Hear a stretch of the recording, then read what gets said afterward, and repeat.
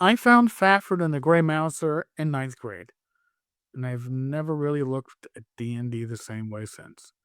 And not because it told me what rules to use, it's because it showed me how the game is supposed to feel. And that's the thing about Appendix N. Most people treat it like homework, a list of books you're supposed to read. But for me, these weren't assignments. These were the books that quietly rewired how I think as a DM and how I play at the table. So let's start with the big one for me. That was Fafhrd and the Grey Mouser. This isn't epic fantasy. This isn't save the world.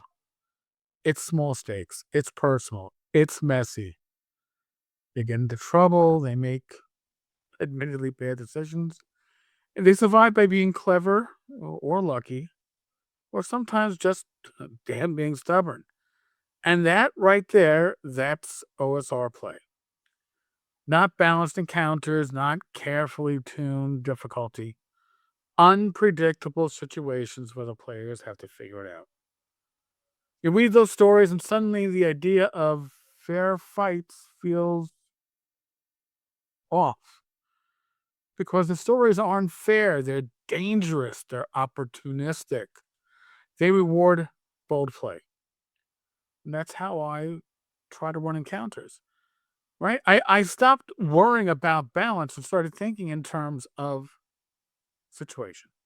Now, Tolkien, we all know Tolkien, right? Everybody knows Tolkien, and yes, he matters. But not always for the reasons people think. It's not just the world building, it's not just the epic scale. To me, it's the journey. It's the travel, the uncertainty, the sense that the world exists beyond the party. That's where wilderness play kind of clicked for me. It's not about moving from point A to point B, it's about what happened along the way. It's the tension of the unknown, the feeling that you're small in a much bigger world. And that shaped how I approach hex crawls, sandboxes, wandering encounters, even just downtime travel. It made the world feel alive instead of staged. And then, of course, there's Moorcock, the eternal champion. This one doesn't get talked about nearly enough because Moorcock brings something very different to the table. Chaos. Not randomness, not nonsense, but instability. Morally gray areas, unpredictable consequences, power that comes with a cost. You read Elric and suddenly magic doesn't feel safe anymore. It feels dangerous. It feels like something you might regret using.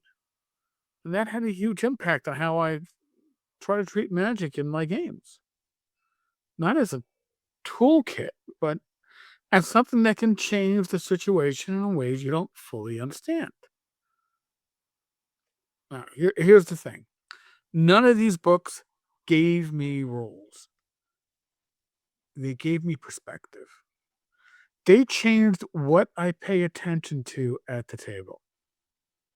Instead of asking what's the correct ruling, I started asking what would make this feel like one of those stories. And that shift matters because once you make that shift, the game opens up. Encounters stop feeling scripted. Players stop looking for the right answer. And the table starts to feel alive. Now, I'm not saying you need to read everything in Appendix N.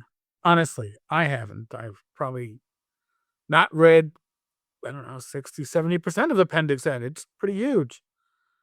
You don't have to. But if you want to understand where the style of play comes from, in my opinion, you should start with these. Fafhrd and the Grey Mouser for how to play. And how play actually looks at the table when I think it's running like clockwork. A well-oiled machine. Tolkien for how the world actually breathes. Moorcock for how things can go wrong in the best possible way. That's the foundation. That's the feel. Because once you get that, you don't really need anyone to explain the OSR to you anymore. You'll just recognize it when it happens. If you read these, or if there's something in Appendix N that shaped your game, drop it in the comments. I'm always curious what stuck with people. Are you reading any of these books now? Do you plan to read some of them in the future? Let us know in the comments. If you enjoy this kind of content, consider joining the Tavern's Minions.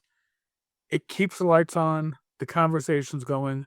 Again, this is a collab with Joe the Lawyer and Joseph Block, the Greyhawk Brognard. Their links to their channels are below. Please subscribe to all. Thank you for being a part of the Tavern, and as always, thank you and God bless.